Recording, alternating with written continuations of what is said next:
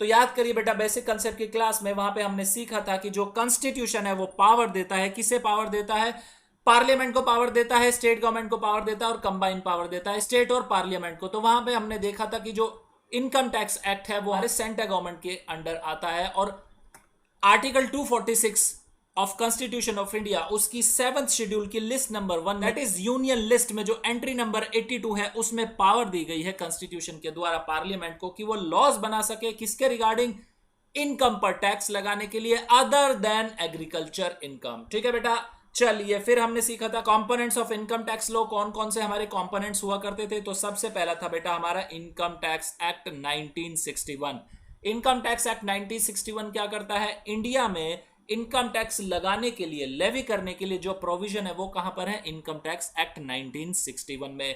साथ ही दूसरा कंपोनेंट था वो था हमारा इनकम टैक्स रूल्स 1962। रूल्स किस लिए किए जाते थे फॉर्म बेटा? वो इसलिए फॉर्मुलेट किए जाते थे ताकि प्रॉपर एडमिनिस्ट्रेशन कर सके इनकम टैक्स एक्ट का। Next was annual finance act. Annual finance act यानी एनुअल वर्ड है तो हर साल आता है, हर साल जो फाइनेंस एक्ट आता है उसमें क्या है? अमेंडमेंट्स आती हैं, चेंजेस आते हैं इनकम टैक्स एक्ट में, उन्हें किसके थ्रू लाया जाता है? एनुअल फाइनेंस एक्ट के थ्रू लाया जाता है। सर्कुलर्स, फिर सीबीडीटी के पास पावर होती है कि वो सर्कुलर इशू कर सके। क्यों करती है सीबीडीटी सर्कुलर? ताकि क्लेरिफाई कर सके कुछ मीनिंग या स्कोप सर्टेन प्रोविजंस के, इनकम टैक्स एक्ट के कुछ प्रोविजंस के मीनिंग या स्कोप को क्लेरिफाई करने के लिए सीबीडीटी सर्कुलर निकाल दिया करती है। नोटिफिकेशन, नोटिफिकेशन कौन इशू करता था? सीबीडीटी भी इशू कर सकती थी, सेंट्रल गवर्नमेंट भी इशू कर सकती थी, दोनों नोटिफिकेशन इशू कर सकती थी। इशू किस लिए कर सकते थे? To give effect to the provision of the act और मेक और अमेंड रूल्स, इसलिए नोटिफिकेशन इशू किए जाती थी। केस लॉ डिसीजन, तो हमने सीखा था बेटा अगर असेसी और डिपार्टमेंट के बीच में कोई भी कंफ्लिक्ट अराइज होता था तो वो कंफ्लिक्ट कहां जाता था? जुडिशियल अथॉरिटीज के पास।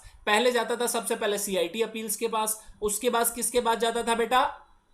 आईटीएटी के बाद फिर हाई कोर्ट, फिर सुप्रीम कोर्ट, ऐसे करके जो है हमारी जुडिशियल प्रोसीडिंग्स चला करती थी। और जो भी उसमें जजमेंट आती थी बेसिकली वो क्या होती थी? इंटरप्रिटेशन होती थी जो इनकम टैक्स का प्रोविजन हुआ करता था। चलिए नेक्स्ट, अब बात करते हैं कि इनकम टैक्स लगता कैसे है। तो हमने सीखा था income tax is a tax levied on the total income of the previous year of every person. देखिए सबसे पहले यहां पर tax, total income, previous year और पर्सन को समझते हैं। डेफिनेशन क्या बोलती है? डेफिनेशन बोलती है कि इनकम टैक्स जो है वो लेविड होता है, किसके ऊपर लेविड होता है? एक पर्सन की प्रीवियस ईयर की टोटल इनकम पर। तो सबसे पहले बात करते हैं बेटा टैक्स की। टैक्स क्या होता है? टैक्स हमने समझा था कि बेसिकली एक चार्ज होता है। चार्ज कौन लगाता है? गवर्नमेंट लगाती है।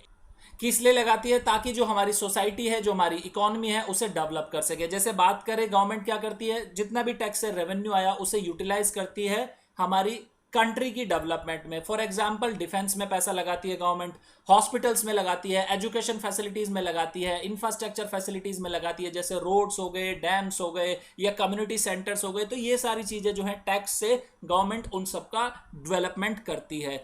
दूसरी तरफ टैक्स को हमने समझा था दो तरह के टैक्सेस होते हैं, एक होता है डायरेक्ट टैक्स, एक होता है इनडायरेक्ट टैक्स। डायरेक्ट टैक्स क्या होता है? डायरेक्ट टैक्स वो होता है जो डायरेक्टली लगता है इनकम पर या वेल्थ ऑफ ए पर्सन। और इनडायरेक्ट टैक्स क्या होता है? इनडायरेक्ट टैक्स वो टैक्स होता है जो लेवी होता है प्राइस ऑफ गुड्स और सर्विसेज, गुड्स और सर्विसेज के प्राइस पर लेवी किया जाता है। इसका हमने एग्जांपल समझा था डायरेक्ट टैक्स में, हमने दो एग्जांपल किए थे। First was our income tax act 1961 और दूसरा था हमारा tax on undisclosed foreign income and asset.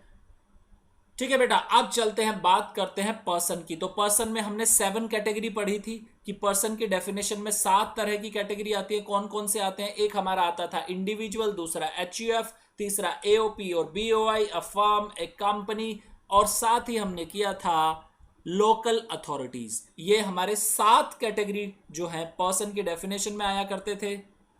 Person की डेफिनेशन के साथ साथ हमने की थी बेटा एसएससी की डेफिनेशन। सीधे शब्दों में हमने समझा था एसएससी वो पर्सन होता है जो टैक्स पे करता है इनकम टैक्स एक्ट में, वो कहलाता है एसएससी। उसके अलावा हमने 3 पॉइंट्स और डिस्कस किए थे। पहला, वो पर्सन जिसकी कैसी भी प्रोसीडिंग चल रही है इनकम टैक्स एक्ट में असेसमेंट वाली, किस रेस्पेक्ट में? पहली हमने समझी थी उसकी इनकम के रेस्पेक्ट में असेसमेंट चल रही है तब भी वो एसएससी। दूसरी, किसी और पर्सन की इनकम के रेस्पेक्ट में असेसमेंट चल रही है जहां पर वो लाइबल है या असेसेबल है, जैसे हमने बात करी थी यहां पर रिप्रेजेंटेटिव असेसी की। थर्ड पॉइंट हमने समझा था उसके लॉस के रेस्पेक्ट में असेसमेंट चल रही है या किसी थर्ड पर्सन के लॉस के रेस्पेक्ट में उसकी असेसमेंट चल रही है। फोर्थ हमने बात की थी कोई रिफंड की अमाउंट ड्यू है असेसी की, उसके रेस्पेक्ट में असेसमेंट चल रही है। तो फर्स्ट पॉइंट में हमने 4 पॉइंट किए थे। नेक्स्ट हमने बात की थी कि वो पर्सन जो क्या है deem to be an assessee, वो भी असेसी मान लिया जाता है। तीसरा हमने बात की थी कि deem to be an assessee in default, यानी वो पर्सन जिसने कोई गलती कर दी है वो भी असेसी मान लिया जाता है। ठीक है बेटा। उसके बाद हमने समझा था प्रीवियस ईयर और असेसमेंट ईयर का कंसेप्ट। क्या होता है प्रीवियस ईयर, तो हमने बात की थी कि प्रीवियस ईयर का मतलब होता है एक फाइनेंशियल ईयर। कौन सा फाइनेंशियल ईयर? जिस फाइनेंशियल ईयर में पर्सन जो है इनकम अर्न करता है वो क्या कहलाता है बेटा? वो कहलाता है प्रीवियस ईयर। और असेसमेंट ईयर क्या होता है? असेसमेंट ईयर का मतलब होता है प्रीवियस ईयर से इमीडिएटली सक्सीडिंग जो फाइनेंशियल ईयर आता है वो असेसमेंट ईयर कहलाता है। और असेसमेंट ईयर में बेसिकली पर्सन की जो इनकम है उसको असेस किया जाता है, यानी उस पर टैक्स की कंप्यूटेशन की जाती है और असेसमेंट ईयर ही में ही टैक्स की पेमेंट भी की जाती है। ठीक है बेटा। टैक्स हो गया, प्रीवियस ईयर हो गया, पर्सन हो गया। अब बात करते हैं टोटल इनकम की। तो यहां पर हमने समझा था कि टोटल इनकम को हम 8 स्टेप में कंप्यूट करते हैं। कौन कौन से 8 स्टेप में कंप्यूट किया करते थे बेटा? एक पर्सन की टोटल इनकम निकालने के लिए सबसे पहले हमें उसका रेजिडेंशियल स्टेटस डिटरमाइन करना होता है। डिटरमाइन करने के बाद हमें क्लासिफाई करनी पड़ती है उसकी इनकम डिफरेंट हेड्स में। तो हमने वहां देखा था 5 तरह के हेड्स होते हैं हमारे। सबसे पहले कौन सा था बेटा? Income from salaries, income from house property, तीसरा हमारा हो गया पीजीबीपी, फोर्थ हो गया कैपिटल गेन्स और फिफ्थ हो गया था हमारा इनकम फ्रॉम अदर सोर्सेज। ये हमारे 5 हेड्स ऑफ इनकम होते थे। इनमें हम क्लासिफाई करते थे पर्सन की इनकम को क्लासिफाई करने के बाद जो हेड्स में डिडक्शन या एग्जम्पशन के प्रोविजन थे वो फिर एडजस्ट किया करते थे उस इनकम में से। और स्टेप 4 में फिर हम आते थे क्लबिंग ऑफ इनकम। स्टेप 5 में हम क्या करते थे? उस इनकम में से सेट ऑफ किया करते थे या कैरी फॉरवर्ड किया करते थे लॉस। 6 स्टेप में हमारा कंप्यूटेशन होता था ग्रोस टोटल इनकम का। 7 स्टेप में से हम जो ग्रोस टोटल इनकम कंप्यूट की उसमें से रिड्यूस कर देंगे डिडक्शंस, असेसी की deduction under chapter 6A। Deduction reduce करने के बाद जो इनकम हमारे पास बचती थी वो होती थी बेटा हमारी टोटल इनकम। ठीक है बेटा, इतना समझ आ गया। नेक्स्ट एक बात और ध्यान देना, एक बेसिक रूल हमने सीखा था कि जो प्रीवियस ईयर की इनकम होती है वो असेसमेंट ईयर में उस पर टैक्स दिया जाता है, लेकिन इसकी कुछ एक्सेप्शन थी जो हमने क्लास में डिस्कस की थी। कौन कौन सी एक्सेप्शन थी? तो सबसे पहले आती थी shipping business of a non resident. अगर नॉन रेजिडेंट का शिपिंग बिजनेस है तो उसे उसी प्रीवियस ईयर में इनकम देनी पड़ती थी जिस प्रीवियस ईयर में वो इनकम अर्न कर रहा है। दूसरा, person living India, section 174। Previous section था बेटा 172 shipping business of non resident के केस में। एओपी, बीओआई या आर्टिफिशियल जुडिशियल पर्सन फॉर्म्ड हो रहे हैं किसी पर्टिकुलर इवेंट के लिए या पर्पस के लिए, तो उस केस में भी सेम प्रीवियस ईयर में टैक्स देना पड़ता था। Person likely to transfer property to avoid tax, यहां पे हमने देखा था सेक्शन 175 में कि एक असेसी क्या है, टैक्स को अवॉइड करने के लिए अपनी प्रॉपर्टी ट्रांसफर करना चाहता था तो असेसिंग ऑफिसर उसी प्रीवियस ईयर पे उस पे टैक्स लगा दिया करता था। नेक्स्ट वाज सेक्शन 176 जो बात करता था डिसकंटिन्यू बिजनेस का। बेसिकली यहां पे 5 हमारे सेक्शन होते थे, 172, 174, 174A, 175 एंड 176। उसके बाद हमने देखा था tax of undisclosed sources of income, यानी असेसी ने क्या किया हुआ है, अपने सोर्स इनकम के अनडिस्क्लोज किए हुए हैं। तो उस केस में जब भी ये असेसिंग ऑफिसर के सामने इनकम डिस्क्लोज होगी तो जिस प्रीवियस ईयर में डिस्क्लोज हुआ करती थी उस प्रीवियस ईयर में वो टैक्स लगा दिया करता था। जैसे हमने बात की थी इसमें सबसे पहले सेक्शन 68 की जो बात करता था कैश क्रेडिट की। अगर असेसी की बुक्स में कोई अमाउंट क्रेडिट है कैश की और असेसी उसका एक्सप्लेनेशन नहीं दे पाता था असेसिंग ऑफिसर को, तो असेसिंग ऑफिसर उस पर क्या लगा दिया करता था, tax.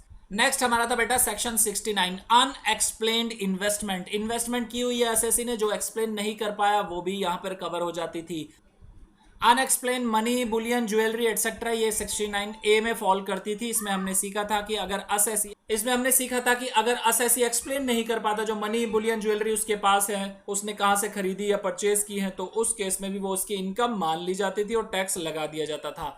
Amount of investments etcetera not fully disclose in the books of account. Assessee ने क्या किया था, अपनी इन्वेस्टमेंट की जो अमाउंट है वो पूरी तरीके से डिस्क्लोज नहीं की थी बुक्स में। बाद में असेसिंग ऑफिसर को पता चलता है अनडिस्क्लोज इनकम का, तो वो भी उस पर टैक्स लगा दिया करता था। अनएक्सप्लेन्ड एक्सपेंडिचर, वो सारे एक्सपेंडिचर जो असेसी एक्सप्लेन नहीं कर पाया कि कौन से इनकम का सोर्स था जिस वजह से वो ये सारे एक्सपेंडिचर कर पाया, वो भी कवर हो जाया करते थे सेक्शन 69C में। और यहां पर भी असेसिंग ऑफिसर उन एक्सपेंडिचर्स को असेसी की इनकम मान लिया करता था। अमाउंट बोरोड और रीपेड ऑन हुंडी, तो हमने बात करी थी कि जो अमाउंट बोरो करते हैं या रीपे कर रहे हैं हुंडी पे, तो वो भी इनकम मान ली जाती थी असेसी की सेक्शन 69D में। ये जो 6 तरह की बेटा हमने इनकम डिस्कस किया है section 68, 69, 69A, 69B, 69C, 69D में, ये सारी जो इनकम है बेटा वो टैक्सेबल होती थी किस रेट से? 78% के रेट से, जिसमें 60% हमारा हो गया इनकम टैक्स, जिसपे सरचार्ज था 25% और सेस ऐड हुआ करता था 4%। ठीक है बेटा, चलिए नेक्स्ट अब बात करते हैं टैक्स रेट्स की। जो हमने सीखे थे कि एनुअल फाइनेंस एक्ट जो होता है उसमें से टैक्स रेट आते हैं, हर साल टैक्स रेट दिए जाते हैं। तो टैक्स रेट की हमने बात सीखी थी। तो सबसे पहले हमने बात की थी इंडिविजुअल एचयूएफ, एओपी और बीओआई और नॉन रेजिडेंट इंडिविजुअल्स, उनके लिए हमने स्लैब बताई थी कि अमाउंट जो है टोटल अमाउंट वो 2,50,000 से अगर एक्सीड नहीं करती तो टैक्स रेट हो जाएगा निल। इन केस अमाउंट एक्सीड करती है 2,50,000 से बट अप टू 5 लाख, उस केस में 5% हो जाएगा। किसका 5% हो जाएगा? जो अमाउंट एक्सीड कर रही है 2,50,000 को। नेक्स्ट जो हमारी स्लैब आती थी वो आती थी more than 5 lakh but up to 10 lakh, तो उस केस में हम टैक्स लगाते थे 20% of the amount which exceeding ₹5 lakh plus 12,500 हम इसमें ऐड कर दिया करते थे। नेक्स्ट जो हमारी स्लैब थी कि वो थी कि अगर 10 लाख से ज्यादा इनकम एक्सीड हो जाती है तो उस केस में 30% का रेट लग जाएगा 10 लाख से जो एक्सीड हुई है अमाउंट उस पर, और प्लस 1,12,500। सेकंड बात करते हैं, सेकंड जो हमारा केस था वो हमारा हुआ करता था रेजिडेंट इंडिविजुअल्स का, जिनकी एज कितनी है 60 ईयर्स से ज्यादा बट 80 ईयर्स से कम। तो उन सिटीजन्स को, उन रेजिडेंट इंडिविजुअल्स को हम क्या बोलते थे? हम उन्हें बोलते थे सीनियर सिटीजन। तो सीनियर सिटीजन के केस में जो बेसिक एग्जम्पशन लिमिट है वो कितनी है? वो है 3 लाख। 3 लाख तक कोई टैक्स नहीं लगा करता था। 3 लाख से 5 लाख ये हमारी नेक्स्ट स्लैब आती थी, इसमें 5% रेट ऑफ टैक्स हुआ करता था on the amount which exceeding ₹3 lakh. Next slab आती थी exceeding 5 lakh but up to 10 lakh, उस केस में 20% का रेट लगता था on that amount which exceeds ₹5 lakh plus 10,000 इसमें ऐड कर दिया करते थे। Third slab was amount exceeding ₹10 lakh. 10 lakh से ज्यादा एक्सीड होते ही रेट जो हुआ करता था वो हो जाता था 30% on that amount which exceeding ₹10 lakh plus उसमें ऐड हो जाते थे 1,10,000। ठीक है, 2 स्लैब हमारी कवर हो गई। अब बात करते हैं थर्ड स्लैब की। थर्ड स्लैब जो आती थी हमारी आती थी सुपर सीनियर सिटीजन्स के लिए, वो रेजिडेंट इंडिविजुअल जिनकी एज 80 ईयर्स से अबव है, उनके लिए स्लैब जो बोलती है वो बोलती है बेसिक एग्जम्पशन लिमिट 5 लाख हो जाया करती है। 5 लाख तक कोई टैक्स नहीं देना सुपर सीनियर सिटीजन को। Amount exceeding 5 lakh but up to 10 lakh, तो उस केस में 20% of the amount which exceed ₹5 lakh हम किया करते थे। Next was amount exceeding 10 lakh. 10 lakh से ज्यादा एक्सीड होने पर हम क्या करते थे? 30% रेट लगाते थे उस अमाउंट पर जो एक्सीड करती है 10 लाख प्लस 1 लाख उसमें ऐड कर दिया करते थे। ठीक है, साथ ही हमने यहां पर एक सर्कुलर पढ़ा था जो बात करता था असेसी के एज के बारे में। 60 ईयर्स और 80 ईयर्स वाली जो एज हुआ करती थी, इन केस असेसी की असेसमेंट ईयर में वो एज पूरी हो रही है तो हम ये मान लिया करते थे कि प्रीवियस ईयर जो है उसमें ही वो 60 या 80 ईयर्स का हो जाता है। सीबीडीटी ने ये क्लैरिफाई कर दिया था। ठीक है बेटा, नेक्स्ट उसके बाद हमने देखा था कि फार्म या एलएलपी या लोकल अथॉरिटीज जो होती है उन पे रेट क्या होता है इनकम टैक्स का? फ्लैट रेट होता है 30% का। बात करें कोऑपरेटिव सोसाइटीज की, तो कोऑपरेटिव सोसाइटी को स्लैब मिलती है जिसमें हमने सीखा था अप टू 10,000 उन पे जो रेट लगता है टैक्स का वो 10%। 10,000 से एक्सीड करके 20,000 तक रेट होता 20% और अबव 20,000 रेट होता था 30%। दूसरी तरफ हमने समझा था कंपनी के केस में, तो हमने देखा था कि कंपनी जो है डोमेस्टिक कंपनी और फॉरेन कंपनी है। डोमेस्टिक कंपनी के केस में रेट था 30%, लेकिन यहां पर एक लिबरल प्रोविजन भी अवेलेबल था जो बात करता था कि अगर डोमेस्टिक कंपनी का प्रीवियस ईयर 17-18 में टोटल टर्नओवर या gross receipt up to 400 crore है तो उस केस में उस कंपनी को 25% का रेट लग जाया करता था। दूसरी तरफ हमने बात की थी फॉरेन कंपनीज की, तो उस केस में 40% का रेट हुआ करता था। नेक्स्ट था हमारा सरचार्ज। तो सरचार्ज में हमने देखा था सुपर रिच कंसेप्ट और रिच कंसेप्ट, अरुण जेटली जी का वो आ गया था। Individual HUF AOP BOI artificial judicial person के केस में जहां पर टोटल इनकम 50 लाख से ज्यादा थी और 1 करोड़ तक थी, तो उसमें 10% का रेट लगा करता था सरचार्ज का। जहां इनकम 1 करोड़ से एक्सीड करती थी लेकिन 2 करोड़ तक थी तो उसमें 15% हो जाया करता था। 2 करोड़ से ज्यादा होते ही लेकिन 5 करोड़ तक सरचार्ज का रेट होता था 25%, और 5 करोड़ से एक्सीड होते ही सरचार्ज का रेट हो जाया करता था 37%। Firm, LLP, local authorities, cooperative societies के केस में हमने देखा था कि 1 करोड़ से ज्यादा एक्सीड होते ही उन पर सरचार्ज लगता है और एक ही रेट हुआ करता था 12% का।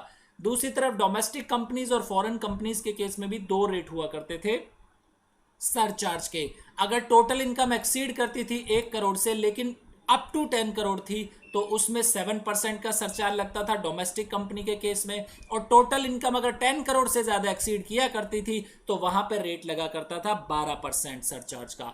दूसरी तरफ बात करें फॉरेन कंपनीज की तो 1 करोड़ से ज्यादा लेकिन 10 करोड़ तक उसमें 2% का सरचार्ज लगा करता था, और 10 करोड़ से ज्यादा होते ही 5% का सरचार्ज लगा करता था। इसी के साथ हमने सीखा था रिबेट अंडर सेक्शन 87 है, जो बात करता था एक रेजिडेंट इंडिविजुअल के लिए जिसकी इनकम कितनी है 5 लाख तक है, तो 5 लाख रुपए तक की अगर उसकी इनकम है तो उसे रिबेट मिल जाया करती थी, tax which is paid on his income और ₹12,500 विच एवर इज लेस। साथ ही हमने देखा था हेल्थ एंड एजुकेशन सेस का रेट वो है बेटा 4%। तो यहां पर जो हमारी बेसिक कंसेप्ट की रिवीजन है वो बेटा खत्म होती है।